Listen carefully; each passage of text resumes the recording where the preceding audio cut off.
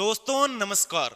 आज हम इस वीडियो में फोर्थ ग्रेड के डॉक्यूमेंट्स वेरिफिकेशन और जो स्क्रूटनी फॉर्म है उससे रिलेटेड जितनी भी जानकारी है वो इस वीडियो में कवर करने वाले हैं कि फोर्थ ग्रेड में कौन कौन से डॉक्यूमेंट्स चाहिए, कितने चरित्र प्रमाण पत्र आपको चाहिए, कौन सी क्वालिफिकेशंस के सर्टिफिकेट आपको अपलोड करने हैं, कौन सा पहचान पत्र अपलोड करना है। जितनी भी जानकारी है वो इस वीडियो में हम कवर करेंगे। तो जो स्क्रूटनी फॉर्म है उससे रिलेटेड जो आलोक राज जी है उन्होंने अपने ट्विटर हैंडल से जानकारी साझा की है कि 8 फरवरी तक इसका जो स्क्रूटनी फॉर्म है फोर्थ ग्रेड का वो स्टार्ट करने का इनका प्लान है। अब देखो आपको डॉक्यूमेंट्स कौन कौन से अपलोड करने हैं इसके अंदर। तो जो क्वालिफिकेशन है, इस वैकेंसी की क्वालिफिकेशन 10th पास थी, इसलिए आपको 10th की मार्कशीट अपलोड करना तो कंपलसरी है। अगर किसी के पास सर्टिफिकेट है जिसने भी 2008 से पहले 10th की है तो उस टाइम अलग से सर्टिफिकेट मिलता था। तो सर्टिफिकेट और मार्कशीट जिनकी 2008 से पहले 10th हुई है उनको अपलोड करने हैं। इसके अलावा 12th और ग्रेजुएशन इनकी मार्कशीट भी आप अपलोड कर सकते हो, ये आपकी इच्छा के अकॉर्डिंग है। परंतु अगर आपके पास है तो अभी इनको अपलोड कर देना, क्योंकि जो फोर्थ ग्रेड है उसका पहला प्रमोशन एलडीसी के पद पर होता है और एलडीसी के लिए क्वालिफिकेशन 12th पास और उसके साथ RSCIT का डिप्लोमा कंपलसरी है। ऐसे ही फोर्थ ग्रेड का सेकंड प्रमोशन यूडीसी के पद पर होता है, उसके लिए क्वालिफिकेशन है ग्रेजुएशन। तो ग्रेजुएशन की मार्कशीट अगर आपके पास है तो अभी से अपलोड कर देना। अगर आपके पास आपने पोस्ट ग्रेजुएशन कर रखी है तो उसकी भी जो MA हो, MCOM हो, MSc हो और MTech हो, इनकी जो मार्कशीट है वो आप अपलोड कर सकते हो।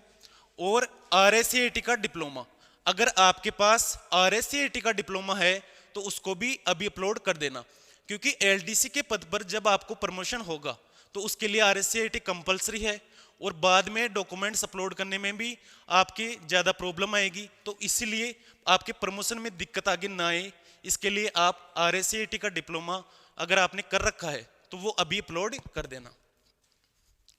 अब देखो पहचान पत्र। पहचान पत्र में आप कोई भी डॉक्यूमेंट जिसमें आपकी फोटो अपलोड की है, यानी कि आपकी फोटो है, ऐसा पहचान पत्र आप अपलोड कर सकते हो, जैसे आधार कार्ड, वोटर आईडी और ड्राइविंग लाइसेंस। परंतु इसमें एक चीज का ध्यान रखना है कि जो आपकी 10th की मार्कशीट है उसमें जो आपका नाम है, फादर्स नेम है और DOP है, डेट ऑफ बर्थ, ये इसमें मैच होनी चाहिए बिल्कुल। स्पेस से रिलेटेड अगर कोई भी इश्यू है तो उसको अभी आप ठीक करवा लेना, अन्यथा डॉक्यूमेंट्स वेरिफिकेशन में दिक्कत आती है। स्पेस से रिलेटेड डॉक्यूमेंट्स वेरिफिकेशन में जब अगर आपकी कोई दिक्कत है तो उसके लिए आपको अलग से शपथ पत्र लगाना होगा, तो अभी से आप उसको ठीक करवा लेना। आधार कार्ड में प्रमाण पत्र, प्रमाण पत्र में देखो एक तो आपको मूल निवासी और एक जाति प्रमाण पत्र। अगर आप उस कैटेगरी का लाभ उठाना चाह रहे हो तो उसके लिए आपको कास्ट सर्टिफिकेट की भी जरूरत पड़ेगी। विशेष मूल निवास, ये तो TSP एरिया है, TSP उनको चाहिए विशेष मूल निवास प्रमाण पत्र, और मूल निवास चाहिए नॉन TSP एरिया वालों को। जाति प्रमाण पत्र में अगर आप EWS से हो तो उसका सर्टिफिकेट, SC ST OBC और MBC, ये जो प्रमाण पत्र है वो मैंडेटरी है और इसके लिए कुछ दिशा निर्देश आपने जो फॉर्म अप्लाई किया था उसमें दे रखे हैं, जैसे कि दस्तावेजों का सत्यापन संबंधित विभाग करेगा और इसकी पात्रता का संबंध, उसका निर्णय भी संबंधित विभाग लेगा। यानी कि जो डॉक्यूमेंट्स वेरिफिकेशन है उसमें आप क्वालिफाई हो या नहीं हो उसका निर्णय आप जिस विभाग को डॉक्यूमेंट्स वेरिफिकेशन करवा रहे हो वो अंतिम निर्णय वही लेगा। आरक्षित पदों हेतु मूल निवास प्रमाण पत्र, जाति प्रमाण पत्र प्रस्तुत करना अनिवार्य है। अगर यूं मान लो कोई ST OBC कैंडिडेट है और वो जनरल फाइट कर रहा है तो उसको तो कैटेगरी का सर्टिफिकेट अपलोड करने की कोई खास जरूरत नहीं है। परंतु अगर कोई ओबीसी कैटेगरी से ही पास हो रहा है या एसटी कैटेगरी से ही पास हो रहा है और उसको कैटेगरी का लाभ लेना है, तो उसको जाति प्रमाण पत्र अपलोड करना मैंडेटरी है।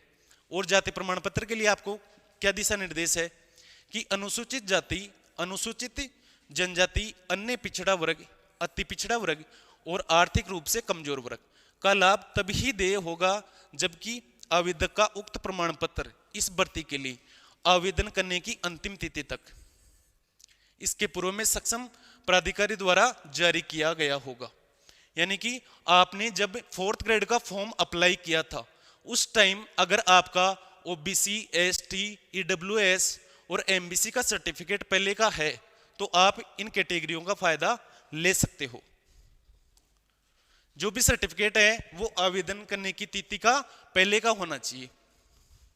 जारी प्रमाण पत्र आवेदन बनने की अंतिम तिथि के पूर्व का होना आवश्यक है। अतः भर्ती हेतु अभ्यर्थी की श्रेणी के संबंध में उसकी पात्रता का मूल्यांकन आवेदन की अंतिम तिथि तक जारी प्रमाण पत्र के आधार पर किया जाएगा। यदि किन्हीं कारणों के कारण अभ्यर्थी द्वारा आवेदन की अंतिम तिथि तक जारी प्रमाण पत्र प्रस्तुत नहीं किया जाता तो अंतिम तिथि के पश्चात जारी किया हुआ प्रमाण पत्र प्रस्तुत किया जाता है। यानी कि आपने जब 4th ग्रेड का फॉर्म लगाया था उसकी डेट के बाद का कोई भी सर्टिफिकेट है ओबीसी, एसटी किसी का भी, तो उसके लिए आपको अलग से एक शपथ पत्र देना होगा कि वह आवेदन की अंतिम तिथि तक संबंधित वर्ग की पात्रता रखता था। इसके लिए एक आपको अलग से शपथ पत्र अपलोड करना होगा। अब देखो जाति प्रमाण पत्र की वैधता यानी कि कितनी वैलिडिटी है। तो अनुसूचित जाति और जो जनजाति एससी और एसटी इनका जो सर्टिफिकेट है उसकी अवधि तो जीवन पर्यंत है, यानी कि कभी भी पहले का हो वो इसमें चलेगा। ओबीसी के लिए ओबीसी क्रीमिलियर में नहीं, यानी कि ओबीसी नॉन क्रीमी होने संबंधी तथ्य को 3 वर्ष के विधि सम्मत शपथ पत्र के आधार पर मान्यता दी जाएगी। ओबीसी के अंदर अगर कोई भी सर्टिफिकेट 3 साल पुराना है तो उसके लिए आपको अलग से शपथ पत्र लगाना होगा। वैसे ओबीसी नॉन क्रीमिलियर की जो पात्रता का प्रमाण है वो 1 वर्ष के लिए मान्य होगा। यानी कि ओबीसी का सर्टिफिकेट अगर 1 वर्ष के आपका 1 वर्ष पुराना है तो उसके लिए कोई भी सर्टिफिकेट लगाने की अलग से जरूरत नहीं है। परंतु अगर आपका सर्टिफिकेट 3 वर्ष पुराना हो, 1 से 3 वर्ष, तो उसके लिए आपको अलग से एक शपथ पत्र देना होगा। पत्र लेकर पूर्व में जारी प्रमाण पत्र को ही मान लिया जावे, ऐसा अधिकतम 3 वर्ष तक किया जा सकता है शपथ पत्र के आधार पर। आर्थिक रूप से कमजोर वर्ग ईडब्ल्यूएस के जो भी अभ्यर्थी है उनके लिए इनकम असेट सर्टिफिकेट 1 वर्ष के लिए मान्य होगा, 1 वर्ष तक। अगर प्रार्थी आगामी वर्ष में भी आर्थिक कमजोर वर्ग के निर्धारित मापदंडों के अनुसार पात्र है तो ऐसी स्थिति में प्रार्थी से सत्यापित संलग्न शपथ पत्र के आधार पर पूर्व में जारी इनकम सर्टिफिकेट को ही मान लिया जाएगा और ऐसा अधिकतम 3 वर्ष के लिए किया जाएगा। सेम ओबीसी वाली बात रिपीट की है कि शपथ पत्र के आधार पर अगर ईडब्ल्यूएस का सर्टिफिकेट आपका 3 साल पुराना है तो भी चल जाएगा। अब देखो प्रमाण पत्र, आपको कौन कौन से प्रमाण पत्र इसमें चाहिए होंगे। तो उसके लिए एक तो है अटेंशन फॉरम, इसके लिए ये पुलिस वेरिफिकेशन का है, इसमें चरित्र सत्यापन दस्तावेज है ये। एक है हस्तलिखित शपथ पत्र, ये जो आरएसएसएम भी है वो अपनी साइट पर अपलोड कर देगी और उसको आपको ये शपथ पत्र देना है। शपथ पत्र और कौन कौन से चाहिए, तो 4 अलग से शपथ पत्र चाहिए 50 रुपए के नॉन जुडिशियल स्टाम्प पेपर पर।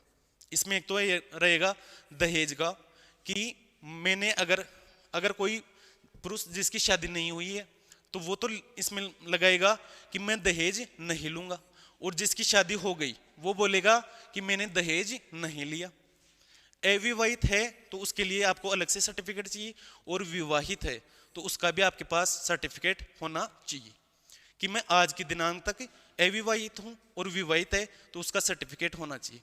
इसके अंदर एक प्रॉब्लम और हो सकती है कि आपने जो फॉर्म का आवेदन किया था उसके बाद में अगर शादी की है तो उसके लिए आपको अलग से जो विवाह प्रमाण पत्र है वो उस टाइम आपका अपलोड नहीं किया हुआ होगा, तो उसके लिए आपको अलग से शपथ पत्र लगाना होगा।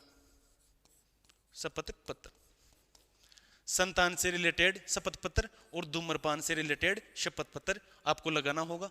संतान में लिमिट है कि मैं 2 से ज्यादा संतान नहीं पैदा करूंगा।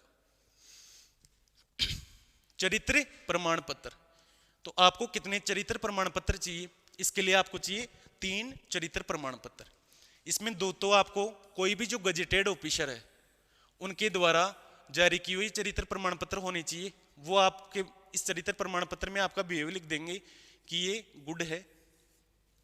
और एक अंतिम संस्थान द्वारा जारी प्रमाण पत्र, आपकी जो भी डिग्री है जो रेगुलर होनी चाहिए, आपने जो भी अंतिम रेगुलर डिग्री की है उस संस्था से आपको चरित्र प्रमाण पत्र बनाना होगा और वो अपलोड करना होगा। नोट, दस्तावेज सही होने का शपथ पत्र भी आपको इसमें लगाना होगा कि मैं जो भी डॉक्यूमेंट्स अपलोड कर रहा हूं और आपको दे रहा हूं वो सभी दस्तावेज सभी सही है, और इसके लिए अगर कोई भी दस्तावेज गलत होगा उसका मैं स्वयं जिम्मेदार हूंगा। विधवा महिला के लिए इसमें कौन कौन से डॉक्यूमेंट्स चाहिए? तो उसके लिए चाहिए पति का मृत्यु प्रमाण पत्र, दूसरा विवाह प्रमाण पत्र, जो मृत पति है, मृत पति उससे जो विवाह हुआ था उसका सर्टिफिकेट चाहिए।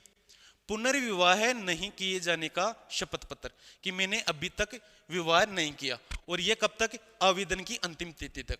जब आपने 4th ग्रेड का फॉर्म भरा था उसी की जो 4th ग्रेड की फॉर्म की अंतिम डेट थी उस तक आप विवाह नहीं किया होगा। 4th है पति का पहचान पत्र। अब देखो, तलाकशुदा महिला अगर अपनी कैटेगरी का बेनिफिट लेना चाहती है तो उसके लिए वो डिग्री जो उसने तलाक दिया है पति को या तलाक लिया है वो आवेदन की अंतिम तिथि तक होनी चाहिए। अगर कोई दिव्यांग कैटेगरी से है तो उसको जिला मेडिकल बोर्ड द्वारा जारी कोई प्रमाण पत्र जो भी है उसको अपलोड करना होगा। और अभी इसमें दिव्यांग कैटेगरी में बहुत ज़्यादा स्ट्रिक्टनेस बरती जा रही है, जैसे कि आलोक राज का आज का ही ट्वीट है कि आरपीएससी का बहुत ही अच्छा कदम, पिछले 2 सालों में हमने हर पीएच कैंडिडेट की डीवी के वक्त दोबारा जांच करवाई और ऐसे ही सैकड़ों फर्जी पीएच कैंडिडेट्स को कैटेगरी से बाहर किया, यानी कि आपकी जो मेडिकल है वो दोबारा भी होगा। और 4th ग्रेड से रिलेटेड जितनी भी जानकारी रहेगी वो नेक्स्ट वीडियो में और कवर करेंगे कि कौन सा डिपार्टमेंट अच्छा है, क्या सैलरी रहती है, आपको कौन सा डिपार्टमेंट आपकी वर्क प्रोफाइल के अकॉर्डिंग लेना चाहिए, आपको अगर पढ़ाई करनी है तो कौन सा डिपार्टमेंट बेस्ट रहेगा। ये चीज़ें अभी नेक्स्ट वीडियो में डिस्कस करेंगे। धन्यवाद।